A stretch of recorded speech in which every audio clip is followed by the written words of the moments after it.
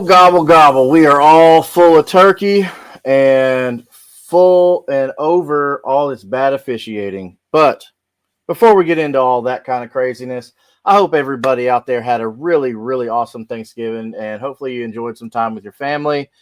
Slayton, you did some traveling, man. Where'd you end up going? Dude, I'm still defrosting. I was up there in Alaska. I was there for a good 7 days. It was pretty damn cold, man. We were -2 for a couple of the days I was there, 2 degrees. But man, the time changes really screwed me up. I was all jet lagged for a couple days here, and now I'm starting to get back to normal. So it's nice to be back in the saddle. Oh yeah, definitely, definitely. Well, glad to have you back, man. I'm glad you had safe travels and glad you had a good time. Um, Man, let's I guess let's just dive right into it. I mean, Right. it's playoff time. Like this is the last week, so most people, hey, you have to win to get in. All right, crunch time. So this week's waivers are going to be important. Looking at who to start, who to sit, injuries. This is where it all matters. It all culminates right here to see whether or not you make it into your fantasy playoffs. So tune in, pay attention, take notes, and let's get into it. So we had a little news. So let's cover some crazy things that happened. One, how about who the heck are these Panthers out in Carolina? You gotta do me like that early. All right, man. I gotta give credit to where credit's due, man. They've looked really good. They starting to get a groove together. Granted, there was a couple things that were going on in the game that I wasn't in love with, but at the end of the day, they won. So I gotta give credit to them. They looked fairly good. Bryce Young has looked pretty good over the last couple weeks, and I'll tell you what, I did some diversifying of the revenue whenever I was doing my best balls in the off season, and I did not realize how many shares of Bryce Young I ended up with. So I'm pleasantly surprised, and I feel pretty good right now. Yeah, I bet you are pleasantly surprised. Especially as good as Tedroy McMillan has looked, man. He Yeah, has looked pretty dang good. How about that? phenomenal. And just to like piggyback off of that, like they're really starting to get things together. Coker's starting to make a role there for them. So like I'm really happy to see Bryce Young take that step forward because there was a point here in the beginning of the season that we were all kind of like, yo, man, like what are we doing? And it did not look good. So I'm happy that Andy Dalton didn't have to come back to save the year again. But man, I'm really really happy with how they look near the end of the season here. Yeah, for sure, man. So let's look at some studs and duds. Let's real quick look at week 13, how our players did. So we had some pretty good performances. Kind of one that really kind of stuck out to me is not an actual individual player. It's actually an entire group of players. And who do you think that is? New England's defense. Ah, yeah, no. Yeah, they 17-point week this week, so I'm feeling pretty good about them boys, man. They pulled me into a tight 6 seed going in here and got me the win, so I'm feeling pretty good about that. But who are we talking about? Seattle, bro. Oh, I know. Their defense dominated. It They're was embarrassing. they have been on fire the last couple weeks, and I'm just excited that Jackson Smith and the Jigba is taking a really big step forward. The ghost of Cooper Cup, he's still there, but he's doing all right. And to see Sam Darnold come out and kind of take everything that happened at the end of the season last year as a grain of salt and to keep trudging forward. And I think that what they've put together has been phenomenal. Especially that defense too. That defense has been outstanding. They are starting to look back in that form of when they won their last Super Bowl. So I'm really excited to see kind of what comes of this team.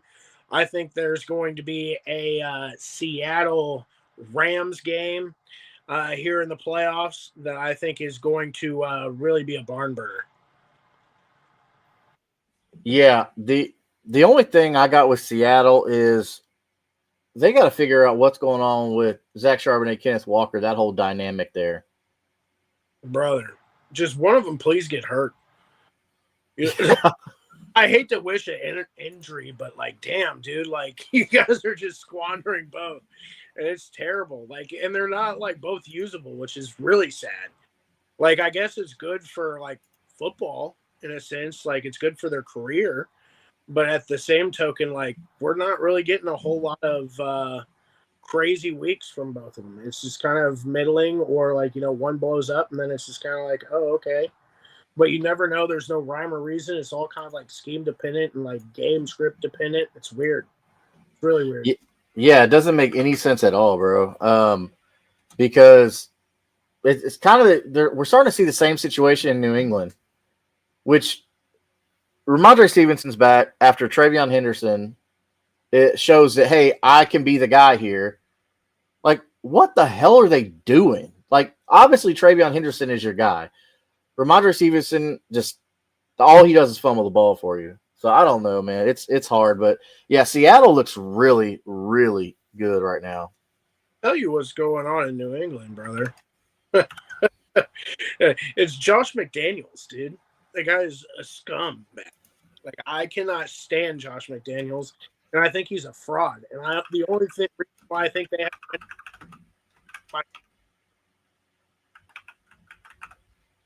Yeah.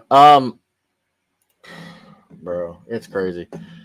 So let's look at some other studs here. Bijan Robinson. Bijan Robinson did amazing, but let's be fair. He's going against the Jets. I mean, the Jets are pitiful. It's boo-boo juice. Boo-boo juice. Yeah, so Bijan goes out there, rushes the ball 23 times, gets you 142 yards and 1 touchdown on the ground. But, I mean, he's catching 5 of 7 targets for 51, so that's good. Yeah. That's what you want in your running backs right there, especially PPR format. Patrick Mahomes is still looking great, man. Like, it's the first part of the season, he looked a little slow, like the Chiefs were just lacking or whatever like that, but Patrick did pretty good, man. He got you about 261 and 4 tutties, though, so that's pretty dang good. And, of course, Rashid Rice. That was my next one. Rashid Rice. So if Mahomes is doing well right now, usually that means Rashid Rice is right behind him. Rashid Rice got 92 yards and 2 touchdowns, but he got 8 receptions, though. Like, anytime a receiver gets over like 6 receptions, I think that's amazing. But how about Dontavian Wicks? Dontavian Wicks looked good this week. It's been really weird in Green Bay. There's no rhyme or reason. Christian Watson coming out of nowhere and like really ascending this year, which I'm very, very happy for. I really don't have too many shares of him, to be honest with you. I have maybe 1 or 2 in some dynasty leagues, but at the end of the day, like, he has not looked good. He's been one of those guys that like has always been kind of middle of the road, would catch a couple passes, and then like, next thing you know, he was in 3 weeks and then he's out for the rest of the season. And like, he's just been plagued with injuries, and like, I'm happy to see him kind of like shed the injuries and play a good couple string of games here and like really kind of be productive and be useful and everything that kind of Jordan Love's needs right now, because everything is in complete disarray. Like, you're losing players left and right as far as your wide receiver core. So like, I don't know. It just seems interesting to have him back and to see him rolling, and to see Dontavian Wicks making a wild appearance this week after being just silent for months. Yeah. How about we flip the coin here and we look at duds? Duds. How about another dud, which is for 3 weeks in a row, Lamar Jackson? Mm-hmm. What's going on, dude? Piss poor wide receiver play, holding on to the ball too long, trying to do too much, like the same shit that happens every year. Like it's the same song and dance, but they do nothing to fix it. Like it blows my mind how that man has been there for how long, and there is no wide receivers there to help him. Everybody disappears when it gets time to be for real. And I've about had it because like I've been screaming to the rooftops, like, please draft a wide receiver that's worth a damn. But I'm starting to get to the point where like I don't think and nor do they want to put that much capital into a wide receiver when they're paying Lamar that much. But at the end of the day, like he can't do it all. You know that he's going to get hurt if you do put him in that position. So like, what are we doing? Like it makes no damn sense. And the line's terrible. Like the line's not great, So I'm just like, man, like what are we doing? Like we need to get something figured out here. And you think that Hardball would get this figured out, but he still is just dancing around the fact. So yeah, what the heck is going on with Harbaugh? Normally, it was like you could trust Harbaugh's offense, especially with Lamar Jackson. We've known that you really can't trust a wide receiver in Baltimore. We've known that, but Zay Flowers has usually been like this year has been pretty dang good. But he goes out like this week, and bro gets you what 6 yards. Yeah, he normally is, and that's the thing. Like he normally does great throughout the season. He's a great player, but once you get into playoffs, like the dude's dropping everything. Yeah, and he lost a fumble too, so that hurts your points, especially if you have negative points for fumbles.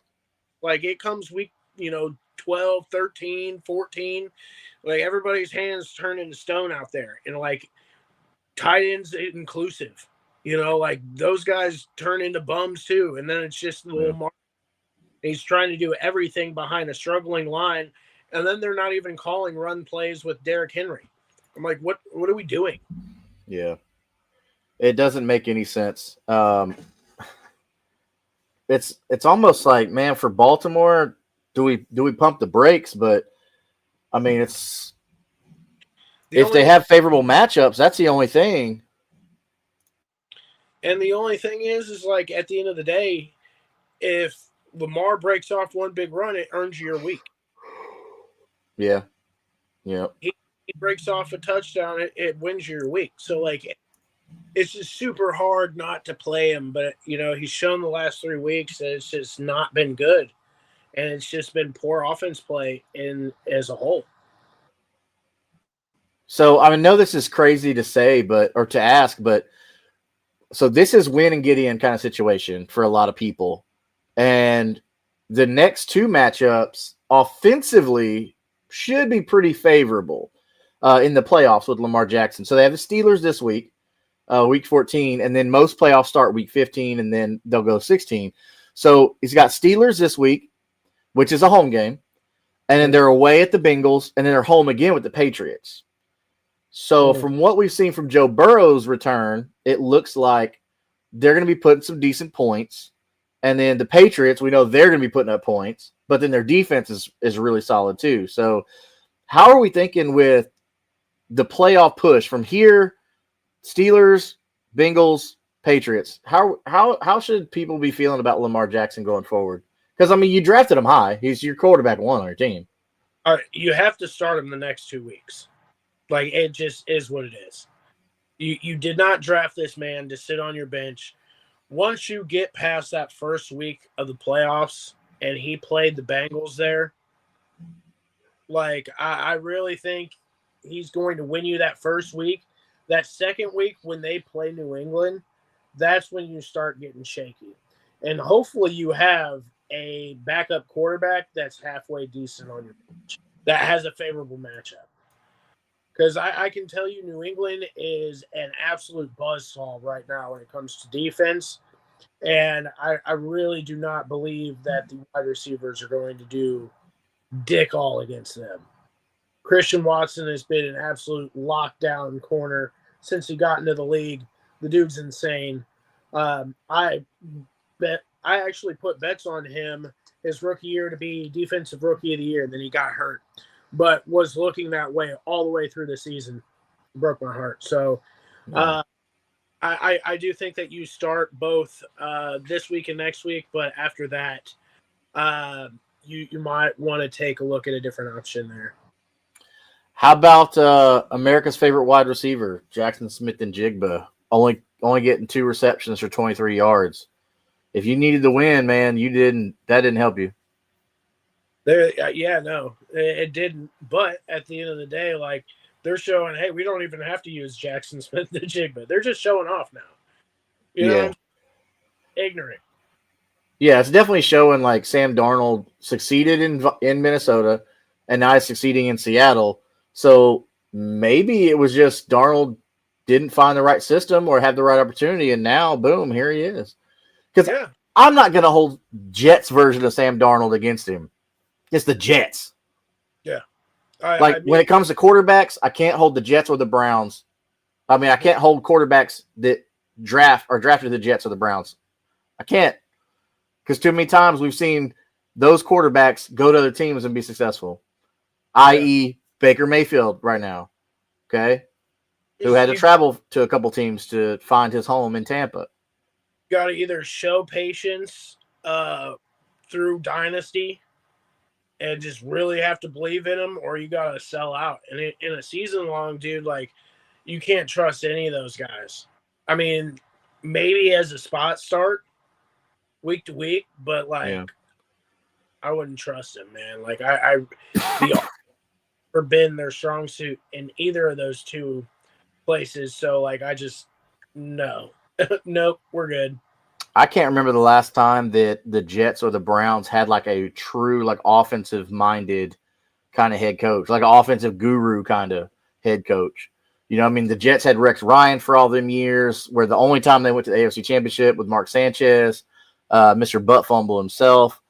And maybe Browns fans can help me out here, but I can't remember a time where an offensive guru, and don't say Kevin Stefanski, because like that's not offensive guru. Offensive minded, yes, but offensive guru, no. I mean, run game guru, I think he's got the fucking run game figured out, but his piss poor, dude. Like, I think that was kind of Stefanski's thing when they brought him in, was like run game. Run game, and like, you know, they had a little bit of a wide receiver, you know, core there for a minute when OBJ and Landry was there. But like, man, like they kind of had a nice looking squad on paper though. Yeah. They had a really good looking squad then, and I think that was around Josh Gordon area too. So like, man, like bro couldn't stop hitting the ball, man. Yeah, he was smoking that weed. Yeah. But that was one of my favorite players, you know, watching whenever I was growing up, was Josh Gordon. Like, even though he was a complete dumbass in like how he operated as a professional, but man, what a talent. And just like going back and listening to some of his interviews and like some of the things that he says about like how messed up he was, and he was going out there and playing games just completely wrecked. Like, you're like, dude, like, it wasn't just weed. He was partying his ass off and like showing up to these games just hammered drunk and going up there and putting up like 150 yards. At least the last time you had a party animal starting games for you in Cleveland, I mean, to our knowledge, he didn't show up, you know, inebriated. No. He was partying the night before, but he at least showed up straight the next day. Yeah, it's just crazy. And for all of you who don't know who we're talking about John Money Manziel. Yeah. Which I watched that documentary about him not too long ago, like The Untold Truths or whatever. It was good. Looked like he was getting back on the like straight and narrow, and then like I seen like a video of him like last week with the guy that shines the shoes and stuff, and he looked like he was trash, dude. Like, he looked like he was tore up. Yeah, he got money from that documentary, and he's out there partying again. Yeah, he's back. He's back getting lit. That didn't last long. He just long enough for the world to feel sorry for him for 5 minutes, and then boom, now he's. To stick with the Browns, they are announcing that Shador Sanders will start again week 14, which Okay. I think as he should, just kind of see what you have in him. You know, I'll be honest with you. I've been very impressed with how he's handled the media, how he's handled coming into this spot. You know, granted, he hasn't had the greatest hand dealt. You know, like at this point, like I understand, like, you know, there are some things at fault. Like there was some things going on behind the scenes that kind of hindered him on many levels. But how he's handled things, how he's not completely gone out there trashed everything Kevin Stefanski when he has pretty much every right to. You know, like at this point, like Yeah. the entire team is around him. You can see that the entire team wants him to be the quarterback. I don't think anybody from that team wanted Dylan Gabriel or wanted Joe Flacco or wanted any of those guys. You know, I think truthfully they wanted Shador. Man, we're getting all sorts of people here. Well, good evening, boys. How's it going? and ladies, there's one lady.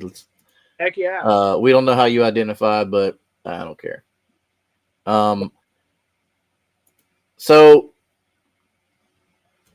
can we touch on some of these bad officiating calls that we've seen this week? Because we've seen it the past couple seasons, just like blatant, like what? But it seems like this week in particular, there was like an obscenely high amount of bad calls. Even one like super questionable field goal. That I mean, there's some people are saying like, oh well, this is the rule and this, and they can't review it. Like all scoring plays are reviewable or reviewed, except for field goals that go over the crossbar. Loopholes. Yeah. Like what, dude? Like, come on now. Like, this is insanity. Like, I don't know. You got rules for every other fucking scenario out there. So why is this not reviewable? I don't know, man. Like, so we saw it crazy with Washington and Denver. Like the Yeah. whole fourth quarter was just crazy calls. Most of them didn't even make sense. They were just bogus. Even the announcers were saying they were bogus. Was it Colts Texans? A couple other bogus calls, like phantom pass interference, as my buddy Jeff likes to say over at Unstable, like saying Kenny Moore committed a pass interference on defense, but he never touched him. They showed the replay one time, and everybody saw he didn't touch it, and they never played the replay again. Yeah, dude. Hey, man. So what's the over under? Are we gonna have more people being uncovered for gambling and that type of stuff? Because like I'm feeling like there might be some more chickens in the hen pile. You know. Hey, check their FanDuel account. Check the referee's FanDuel account. I swear, dude. What's going on, Chase? Welcome in. Chase, go ahead and hit that subscribe button. You get a chance to win a free jersey. You see it down at the bottom. Once we hit 200 subscribers, get you a free jersey, my man. See, if you're doing a Q&A, I have the number one claim. 12-team PPR league. I'm 10-3. I have Kyron Williams. Do I use the claim for Blake Corum? I've been holding it to pick up a running back if there's a major injury. Excellent question, Chase. Thank you. That is an amazing question, man. You have the number one claim. What do you think about him picking up Corum, or do you think he's safe at Kyron and maybe shifting gears to another handcuff or maybe another player?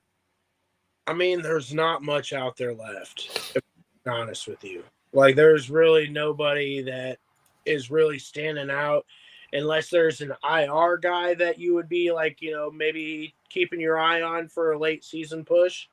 Like somebody that might come back in the next week or two. Because I've been Trey seeing Benson or like Mike Evans. I've been seeing some people make up Mike Evans. So I'm sure there's some whispers and some rumors of him coming back. But I mean, realistically, if you're bolstered in all areas, which it sounds like you are, it sounds like you are in a pretty good position with the 10-3 team that you have. So honestly, I think what the big deal here is if you're bolstered in all position and Awesome job, Chase. Man, oh I tell you what, I don't know, Chase, if you've listened to the show before, but hopefully you were listening to us when we told people to, hey, go grab Trey Benson as soon as he went on IR and everybody was dropping him. yeah, Hopefully you were one of those smart individuals that went ahead and did that, man, because it's going to pay off for you. yeah, he's gonna come back and run all over, man. Like especially with Jacoby Brissett still behind the saddle there, like it's looked really good. And like They decided not to open the window for Kyler Murray. Did you see that? So it's Jacoby Brissett probably the rest of the fantasy season. So rightly so, man. Like congrats because he's looked good. That offense has looked good. yes, It's operated fluently, which is nice. So I mean, smart man there, Chase. I like your style, man. realistically, man, if you have a little bit of space to kind of bolster and make sure that if there is a freaky injury or something to go on, that you're not just caught with your pants down, I would definitely pick that up. But I mean, if it's something that you've got depth in the area, I would kind of dig further and see if there's any IRs or anything good that you can swoop up. Yeah. I mean, I'm just trying to look here and see, like in one of my base standard PPR leagues, look at the waiver there to see if there would be somebody maybe that you could pick up, because running back depth is so important, especially in the playoffs. Man, Monangai looked good. He might be available in your league. I think Monangai. So Monangai is one of my actually waiver targets this week. Yeah, Seeing how him and Swift work together, that was pretty good. I would pick him up over Corum, 100% if he's available. I just like the way the offense is using the running back. Ben Johnson. I mean, because we saw how Ben Johnson was able to use David Montgomery and Jahmyr Gibbs in his time in Detroit when he was their offensive coordinator. Well, I'm not liking Ben Johnson right now. He's screwing me on some Roma Dunze shares, and I'm pissed. That is weird. I love Roma Dunze. I loved him, and he looked fantastic coming out, and then like out of nowhere, just flip and switch, and it's been trash last couple weeks. And I'm like, man, like what is going on? And it's really bugging me, and I don't know if it has something to do with the emergence of Kyle Monangai or what the whole deal is there. But He DJ, said Monangai is taken. This is a 12 team with 6 bench spots, so it's really thin. Yeah, that's going to be pretty thin. So if Monangai is taken, then I don't know. Maybe if Alec Pierce is available, because now the Colts are kind of in a position where they have to win like every game. yeah, Because that loss to the Texans, that weird loss, it was a weird game. and they played this week, which is, I mean, I don't think they look great by any means, but they're winning games. Talking about Jacksonville? Yeah, they're not winning pretty. They're not winning. It's going to have to be a big game here to get something done. So I don't know. This is I'm praying that defense is going to just hem them up pretty good. It's going to be a low scoring game, and there's not going to have to be a huge score for them to win. But for fantasy, that's not going to help us. No, not at all. That doesn't bode well for us at all. Yeah, man, if Monangai is taken, which I mean, by all rights he should be. Yeah, I mean, Alec Pierce. Just looking at an example from one of my leagues that's available, like Alec Pierce. Dare I say it? Say it, man. Say it again. Treylon Burks. All right, you can say whatever you want to say. I mean, it's a free country. Do you see that catch though? Come on now, bro. And wearing number 13. He's back. Like, think about this. If Treylon Burks actually it becomes like pretty decent, like not say like, look, it's Terry and Debo. Like we all know that. But to say if Treylon Burks is actually decent, serviceable, that would be crazy. Bro, the Titans. What are you doing with your players? Because they leave you and they go do well. Yeah, well, what are you doing with your quarterback? wasting him, I guess. That's why they're leaving, because they ain't got nobody there. Yeah. Mike Evans is available actually, but could end up. I don't know if you leave Evans on the waiver wire. Like Yeah. Evans is a stud, like bona fide stud. The fact that he wasn't stashed on IR is crazy to me. Yeah, that's a touchdown stud. If he comes back like next week, that you're gonna be very happy that you had him. 100%, 100%. Because look, the Bucks are 7-5.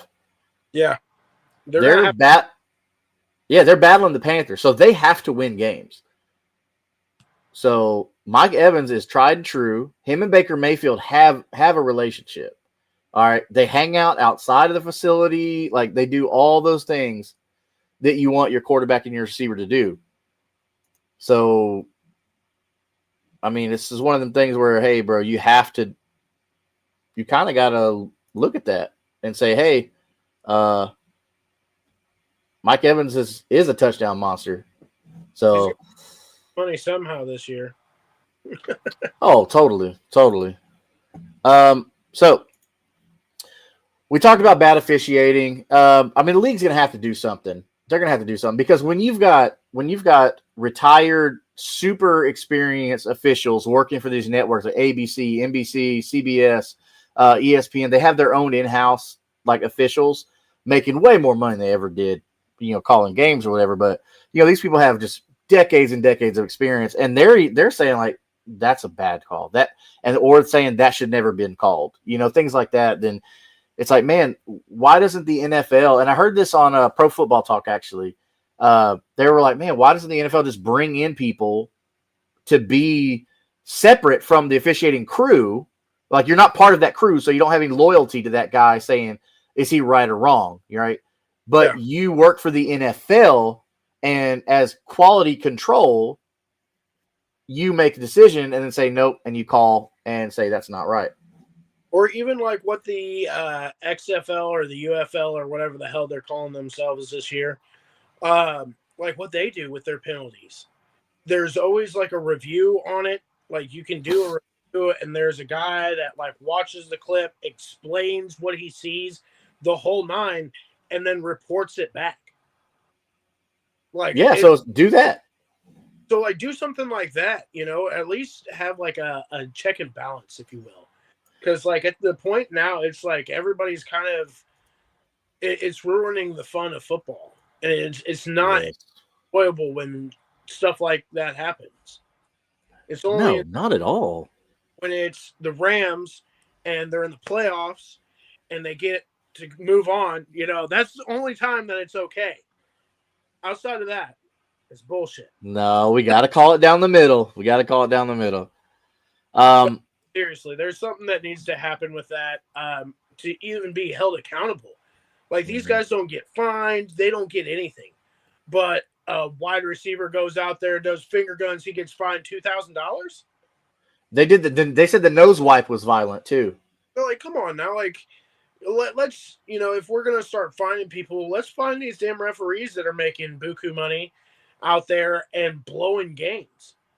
Yeah, like not just affecting games, but you're affecting like playoff standings. Like, why are these owners allowing this to happen? Like, if the owners have all this like power, because they're the 32 individuals or the 32 organizations that make up this entity that is this money powerhouse. Yeah. Why are they sitting here not going to Roger Goodell saying, hey, bro, this is BS. But it also kind of, there's a lot of the people out there that's like, oh, well, it's scripted. It's the story. This is what they want. They're pushing it. It's like, well, then you need a third party holding these people accountable. So I want to see public reprimand. You suspend players for bad actions. Yeah. I want to see it. I think if there needs to be like a strike system or something, like you get so many bad calls, you're bumping down to another division or something, or you're suspended or something. Yeah, you're going to fucking ref D2 football, baby. Like you're going to college football. No, send them down to 7th grade B team football. Dude, but no, like seriously, they need to either be suspended without pay, fined, something. Like Mm-hmm. this point it's getting ridiculous and it's changing the trajectory of everything. So if you don't want to look guilty for fixing games or scripting games or any of this other crap, I would be fixing this immediately.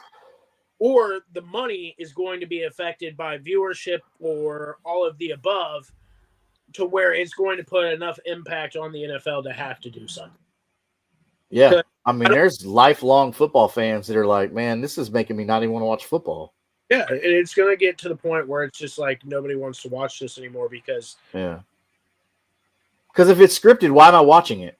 If the outcome is already, it's like I already have that. I watch WWE. mm-hmm. Like I already watch a scripted television show. Yeah, and they're doing a pretty good of selling it. Yeah, yeah. At least they're doing decent acting. Yeah, they're kayfabing the hell out of it, dude. So of course, with all the great players that we talked about this week, one just stood head and shoulders above all the rest. I mean, a phenomenal week. Another week, come to think of it. I mean, after he went ahead and said, like, he was upset, to say the least, had the owner down there while he was complaining, all that stuff like that he wasn't getting the ball enough. His targets were real short. Well, targets haven't been an issue the past 3 weeks at all. I'm talking about AJ Brown. Arthur AJ, Warren, baby. Which coincidentally, AJ Brown is tied to Treylon Burks. Yep. Because if you guys and girls out there remember, in the draft that Treylon Burks came out, the Titans traded the draft pick they traded AJ Brown to the Eagles for their draft pick, which they drafted Treylon Burks. It was literally a 1-for-1. Like, you gave away AJ Brown thinking that Treylon Burks was going to be the next iteration of him. And that didn't work out. 3 years later, he's off your team. You gave up. It didn't work out for you because AJ Brown now is a Super Bowl champion. Yep. So for the cheap boy, for the cheap.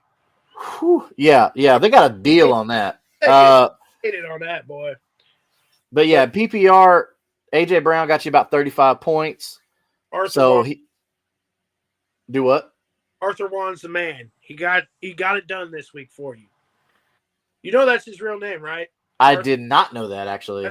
That's pretty cool, actually. Yes, sir. So that's like Chuck Norris's real name is Carlos. Yeah. Yeah, he got 12 targets, so he's getting targets, but he caught 10 of those for 132 yards. Phenomenal. And 2 touchdowns to go with it. Bro, AJ Brown, all I got to say is, yes, Your Highness, you are the king of the week, Mr. AJ Brown. What'd you say, Arthur Juan? Arthur Juan, baby. Arthur Juan Brown. You are Kingmaker Sports King of the Week. Congratulations, my guy. Keep up all the good work. I guess, like they say, the squeaky wheel gets the grease. Yes, sir. Yes, sir. So I guess there's something to that. He's got 33 targets in the past 3 weeks. So this is look pretty good. Yeah, you're averaging 11 targets a week. It's pretty good. Jalen Hurts still, I don't know what's going on there, but we won't get into that. So let's look at bye weeks. Okay. We only got 4 teams on bye after coming off of Thanksgiving week where we had 0 teams on bye week. Our first team that's on bye week is the New England Patriots. All right. So the big obvious ones here that you're having to replace. You're having to replace Drake May. Yep. That hurts. Okay. Because Drake May's been doing phenomenal. You're having to replace Travion Henderson. Yep. That hurts because that late season breakout when they actually, hey, wait, we have this phenomenal, talented rookie on our team who can do everything. He can catch the ball and he can run the ball. And, hold on, didn't he return a kick for a touchdown too? Yep. So the kid can do everything. And then you're also having to replace Stephon Diggs. Yeah. And you're having to replace this damn defense, dude. Because I can tell you what, they've been top 5, top 10 defense with ease every week. And I mean, man, you can't beat that defense. So you're definitely missing some points there, whether it be your casual 9 to 15 from them. Like, man, that's a hard hit too. Whenever you're scrounging for random bucks, if you don't get one of those top. So, good luck. Hopefully, you get the chance to pick up Tampa Bay's defense this week and call it a day. Yeah. Yeah, definitely go get a defense that's playing a crappy team. That ain't no joke. Pretty much anybody that plays the Jets, right? Isn't that the rule this year? Anybody plays the Jets, anybody that plays the Saints, which is Tampa Bay, anybody plays the Titans too, man. Yes, sir. Tampa Bay plays at home against the Saints. So just great prime time weather right there, boys. Yeah, they're gonna like that a lot. It's supposed to be sunny and 75 out there in old Tampa. So yeah, go get the Tampa Bay defense against the Aints. I can't even really call them the Saints right now. Like I feel like when I say that word, I should have a brown paper bag over my head, something like that. But next team, the Giants. Jackson Dart and Theo Johnson, maybe, but that's it. I know Robinson's been good, dude. Okay, I'll give you that. You got to give the man some credit. He's not been bad. He's been serviceable, especially in PPR leagues. He's got you at least 10. The last couple weeks he's been pretty solid too. I mean, the dude's starting to come on, and I like it. I think he looks good. But yeah, you're right. I mean, but he had I don't know, the one against Detroit. I feel like that 30 burger that he gave you is kind of an outlier for him. Not to say he can't get you like a good 15 per week. I'm not saying that. But a 30 burger is like probably not going to hit that the rest of this season. Oh, no, you're not going to hit that ceiling again unless you're playing like if you got maybe a Cowboys game. He did put up 28 against the Cowboys week 2, though. Yeah. So there might be a chance for him to get another one because I want to play the Cowboys again here soon. Maybe no. They do play Dallas week 18, but that doesn't help for fantasy. For fantasy, obviously you don't have him, right now if you have to play your last week of the season, but you will have him against Washington and then against Minnesota.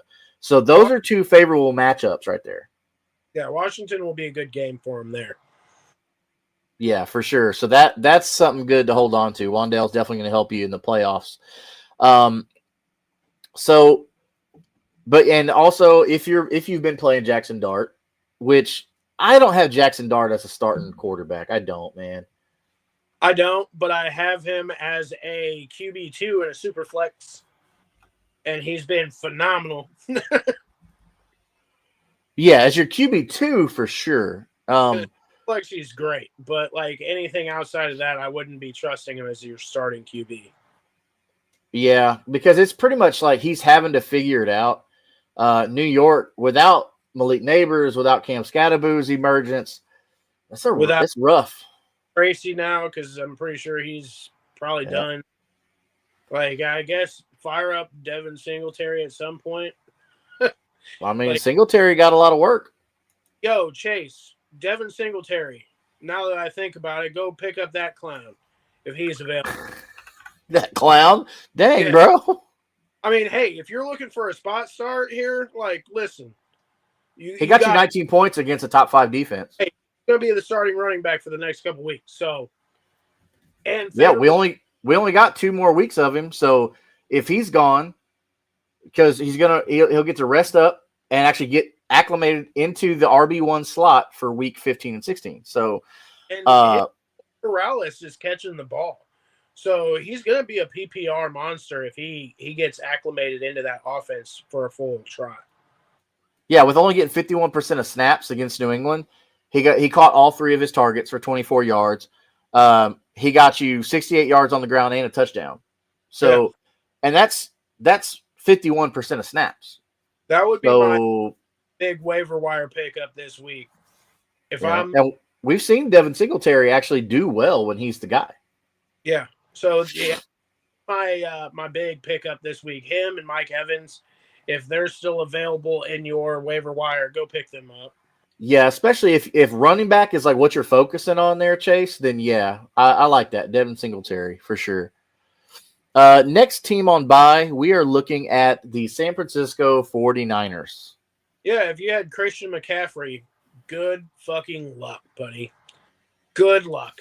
Because most likely you're fighting for a spot right now and your best player's on. And you're just praying to God that you have some bum that's gonna like a Tony Pollard that you're wishing that's gonna score a touchdown or something to get you by. God, Let's pray for a Blake Corum to get a tug here or something. Like it's gonna be rough. So yeah, that's something that I'm hurting. A lot of people that I know that have Christian McCaffrey, they're in this situation that they're like, man, like I'm fighting for a spot here, and like, what do I do? Like, just it's abysmal. And like, even with me, I have Brock Purdy in a whole bunch of my I have him in a couple dynasty leagues and a couple of my actual best ball leagues, some other leagues as well. But there's my dynasty league. It's a 2 QB league, and I've literally had to start 1 QB like 5 weeks this week, and I have 5 QBs on my damn team. Like, this is insane. I have Brock Purdy and Matthew Stafford, and Matthew Stafford's the only one that stayed alive. Like, this is terrible, dude. Like, I have Joe Burrow, who finally back, man. Like, it's been a mess. But, no, he's been having him out of the lineup is going to hurt again, too, because you're probably dependent on him. And that's another dude that you have out of your lineup. And George Kittle. If you're looking for a tight end, like you have a stud tight end, you're just screwed on this. And this was something that I tried to warn everybody about early in the season is like, man, there's a week 14 bye, and that's ugly because that's the week before your playoffs. And like, if you're fighting, that should be illegal.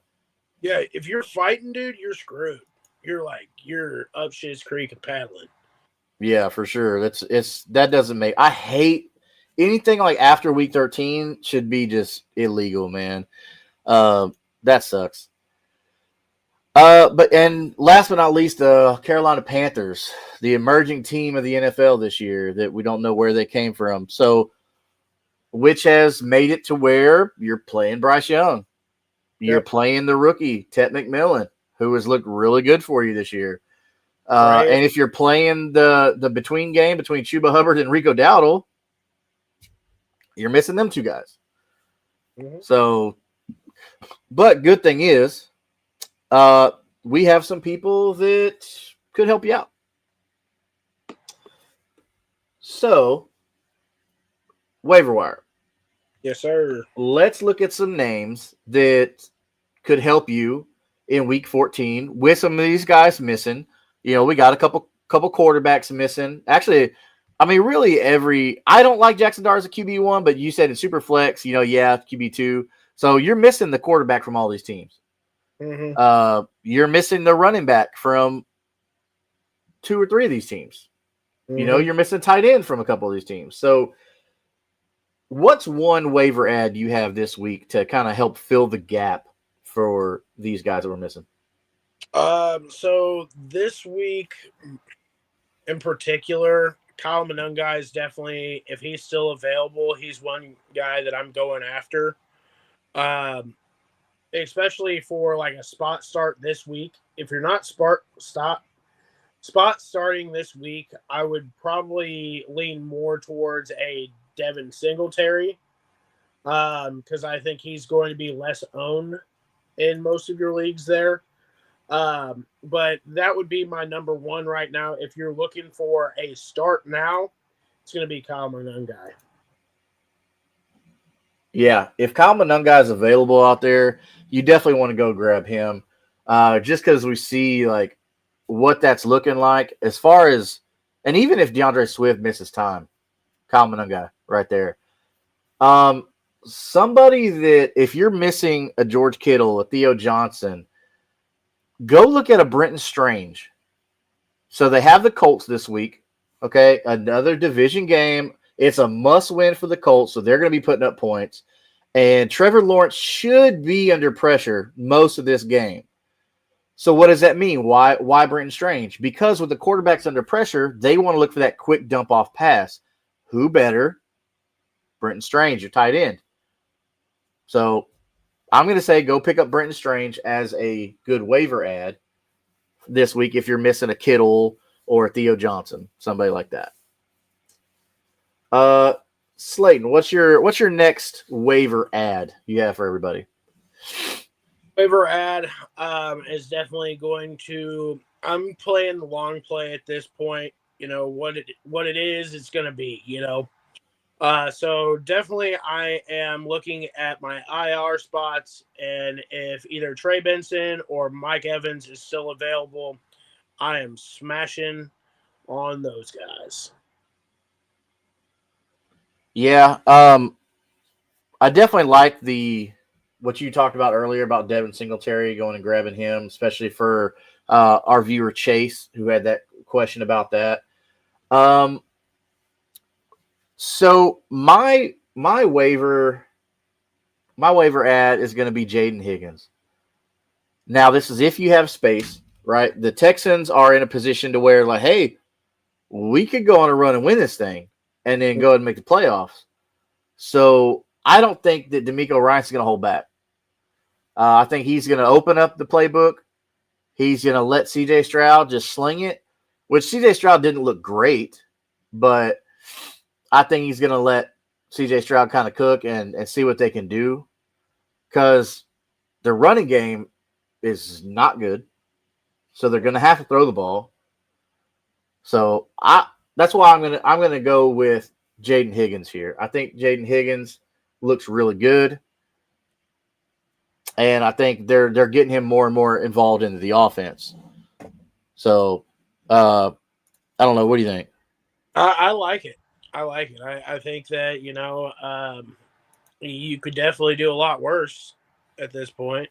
I mean, yeah, like there's not much left. So if he's still available, I mean, he's at least in a starting offense and somebody that's going to get points, like he's in the starting lineup where he's not a second string. He's not like a sometimes player. So I think that will be a little bit more beneficial than like picking up like a no-name player that's, a spot start there,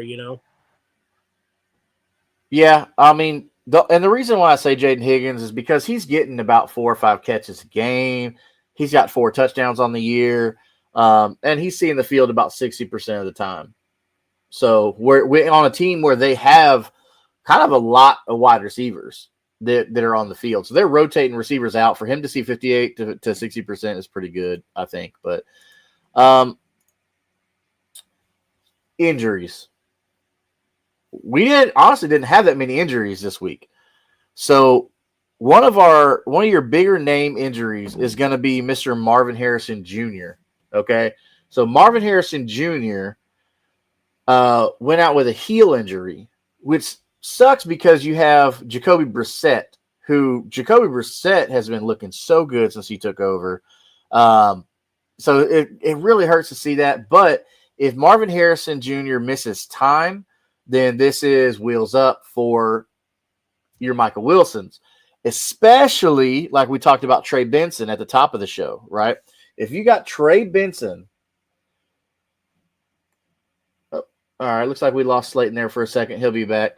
If you got Trey Benson on IR coming back, then oh boy, this is looking really good because older quarterbacks like Jacoby Brissett, being an older quarterback, the journeyman veteran,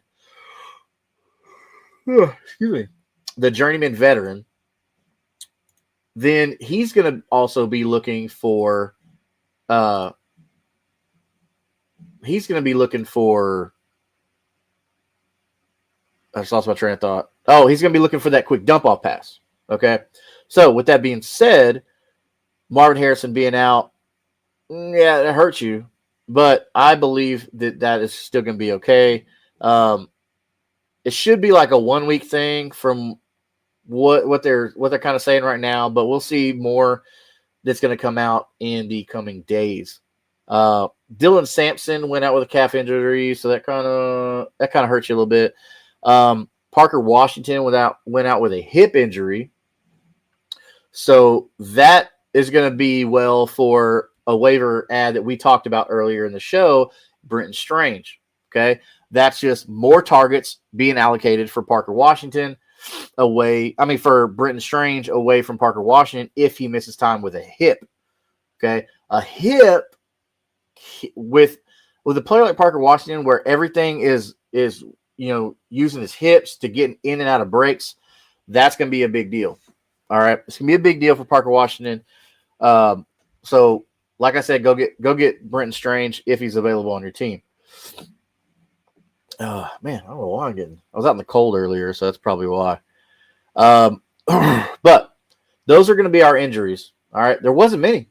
As you see, there's only three injuries that really impact anything. But man, other than that, there's nothing crazy going on with fantasy football. With fantasy football injuries, it looks like Amaron Hampton, somebody who has missed time with an injury, he looks like he'll be back for Monday Night Football. So if you've been holding on to Amaron Hampton, you didn't give up. This is good. Amaron Hampton will be back for Monday Night Football. So for all the Kamani Vidal people out there, I don't know what to tell you. Amaron Hampton's a starting running back. So they're probably going to end up saying, like, hey, look, Vidal, like, appreciate you, bro, but it's Hampton's backfield. So I don't know what to tell you. But anyways, it looks like Adam Thielen was claimed off waivers by the Steelers. So Adam Thielen is going to the Steelers, play with Aaron Rodgers. I mean, they're both going to be in the same retirement home.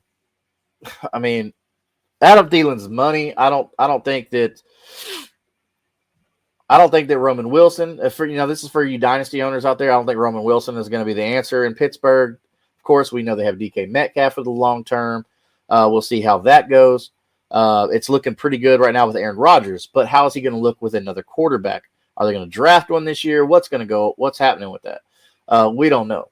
So Adam Thielen signing with the Steelers. And then, of course, we talked about Amaron Hampton being activated for Monday Night Football. So, as you see down here, if you subscribe to @Kingmaker Sports on YouTube, I know we're streaming other platforms right now, but @Kingmaker Sports on YouTube, you will be entered for a chance to win a free NFL jersey once we hit 200 subscribers. Now, we will be doing the drawing live here on the show once we hit 200 subscribers. So, if you would like to win a free stitched NFL-style jersey, subscribe to @Kingmaker Sports right there that you see on YouTube. @Kingmaker Sports on YouTube. Also, W is our sponsor for this show. You see them up top. They got all the flavors up there. If you use code Kingmaker, okay, at checkout, Kingmaker at checkout. Actually, I want to say right now it's 30. They bumped it to 30% off. But if you use code Kingmaker, you get a hefty discount, and you get some of that good, clean coffee fruit energy. So, without any further ado, this has been our show. This is the playoff push, everybody. This is it. This is the last week you have to make your claim that I deserve to be in the fantasy playoffs. All right. Most playoffs start about week 15, and then they go through week 16, maybe week 17, depending on your league size or your format or whatever you have. But this is it. Go get these waivers. Go get this win. Get in the playoffs. Get you a ring, get you a trophy, get you a belt. Whatever y'all do in your league, go get that. Okay? Don't hesitate. Every point matters this week. This is it. So, if you have any questions, you will see me Sunday morning, 11 a.m. Central Standard Time, right here at Kingmaker Sports, answering all those last-minute questions for you, heading into the final week of the regular fantasy season. Okay? Let's go get wins. Let's go be royalty. Let's get it. We'll see y'all Sunday morning at 11 a.m. Central Standard Time. Out.